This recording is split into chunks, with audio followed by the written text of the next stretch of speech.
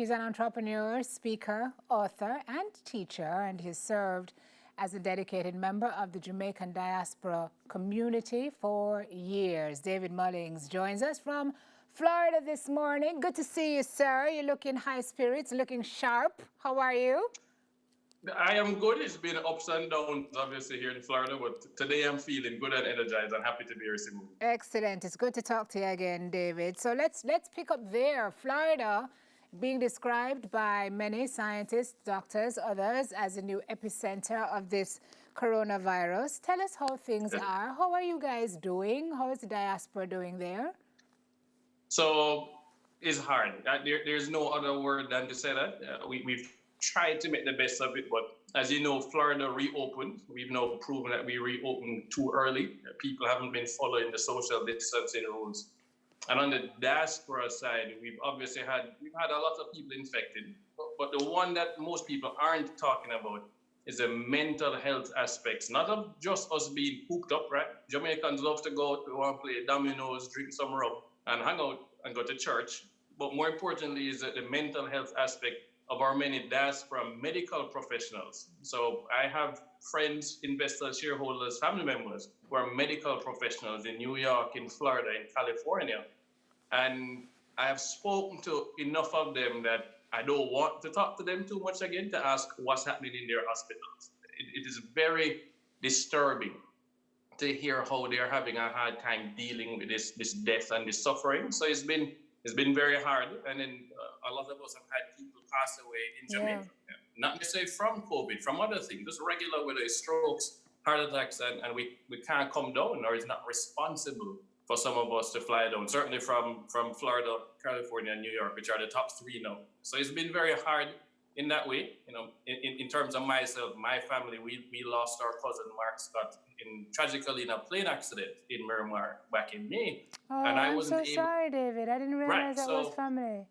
It was so hard to not be able to go and hug Auntie Angela and Uncle Paul and spend time with the family, because it's limited to 50 people at the funeral, limited to 10 people at the graveside. So I had to watch the funeral on my iPad, streaming. So I dressed up that morning, and then I sat down at the dinner table and watched it, and I called Dad, and we sat on the phone and we cried. So that is something that we in the diaspora are having a very hard time dealing with. The people that we're losing. I think we forget that when you look in the healthcare system in the United States, there are so many Jamaican and Caribbean people as nurses, especially, and as doctors. So thank you for raising that very important point. And maybe it's something, David, you're an entrepreneur and you do compassionate capitalism. Maybe it's something that you can look into, providing some kind of service or outlet for these folks a little later on. So you've taken us,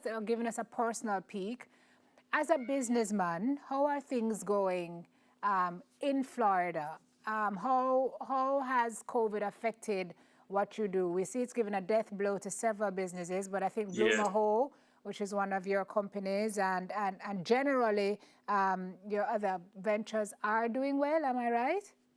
So yes, which is weird. I recently had a discussion with a close friend of mine who lost his job as a big lawyer. We would check in every 2 weeks, how you doing, how you managing, and then he finally sent me the text, David, I'm no longer executive vice president. It's a blow. I don't know how to handle this. I haven't announced it as yet. And so we spoke. Versus then he asked me, how am I doing? And it was very hard for me to tell him that I have raised more money in the last 2 months than I've raised in the last 2 years. So for us, it's good in terms of the time. We are investing in Jamaica. Blue Maho Capital is investing in the Caribbean. We're building a portfolio of public and private equities. And I've been quiet about this one, but I'll say it here.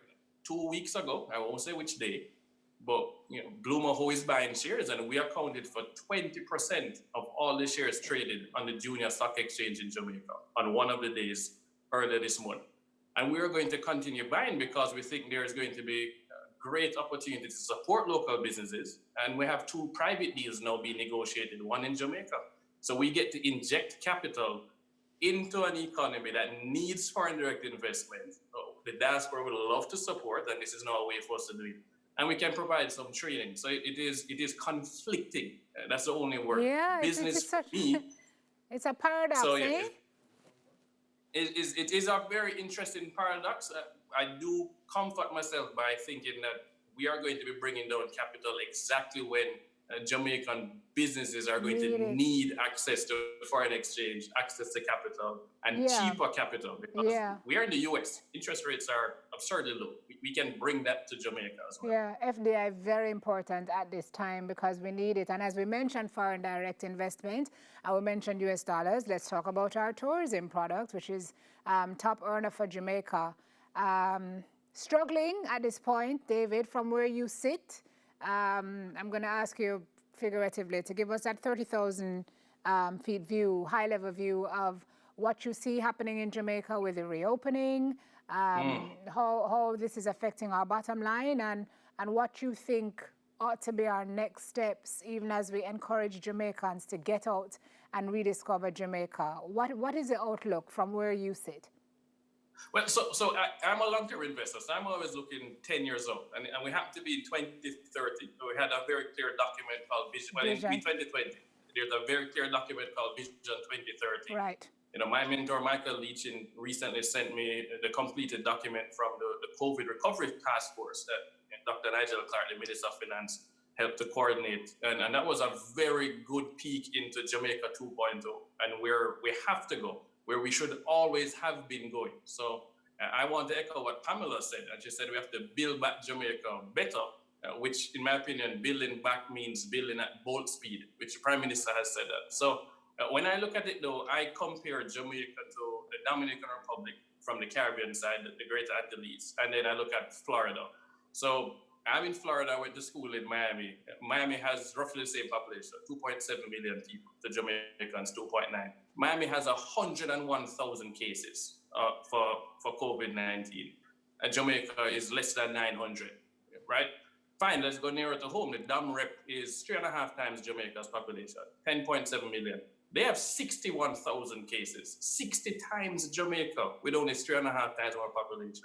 So Jamaica for me is in the top 10% of countries in terms of response. There's always room for improvement. We should never sit back on our laurels. And we can look at Barbados, for examples. They have more resiliency. We need to diversify our tourism product. I've been talking with Adam Stewart, for example, and so we get it. Tourism is crucial to Jamaica. We need to be smart. We have to learn to live with COVID. A vaccine isn't just around the corner, regardless of the tests that are going on.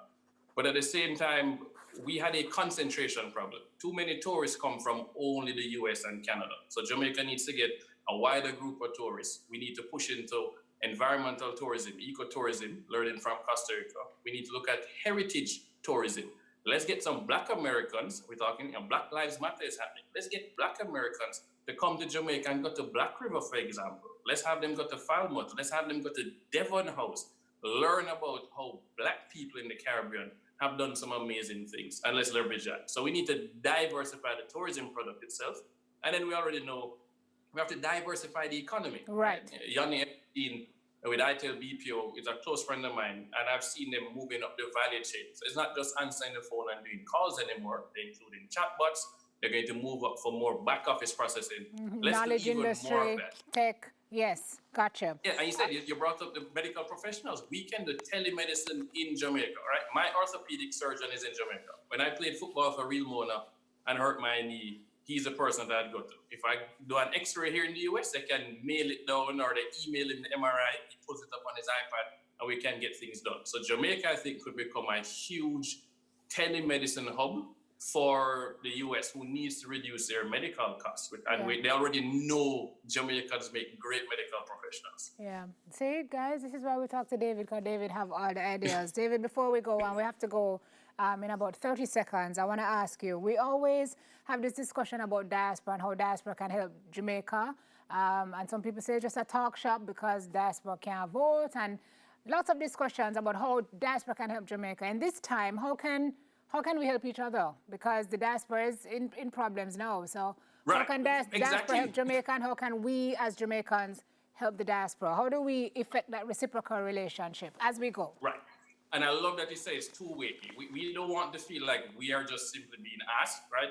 Jamaicans locally should be checking on their diaspora relatives' mental health, especially their mental health. How are you coping being cooped up? How are you coping in your city or your state? So that's number one. Check on them. And then number two, on the diaspora side, whatever you can do from just a training standpoint, going online, helping to train people, upskill workers, mentor people. I'm on the DBJ's Mentorship Innovation Entrepreneurship Program, and we want mentors. Caribbean School of Data, I'm on the board. We're bringing in mentors from the diaspora to support these unattached youth to get them digitally literate and data literate. So, reach out to me at david@bluemahocapital.com, or you can find me at David Mullings everywhere, Twitter, Instagram, and please volunteer your time as a mentor. If you are able to spare some money, then we have some opportunities for you to donate, and you do get a tax write-off. But the last one we are excited is Blue Maho Capital is an investment firm. We will be doing some more things, and we expect to have an IPO later this year in the US that finally gives the diaspora a vehicle to invest back into the Caribbean that is transparent, that is audited, and that is run on the private side. Fantastic. Well, you've given me hope, David. I mean, lots of not so good things going on, but when we talk to you, we realize that indeed the crisis is on, but the opportunities are many. And we look forward to hearing more about what you guys have in store at Blue Maho. Thank you for checking in. Keep safe. Keep your family safe. Say howdy to all our diasporans over there and tell them that we're thinking about all of you at this time. And we're thinking about you. Thank you very much, sir. Founder of the Blue Maho Capital Partners, David Mullings.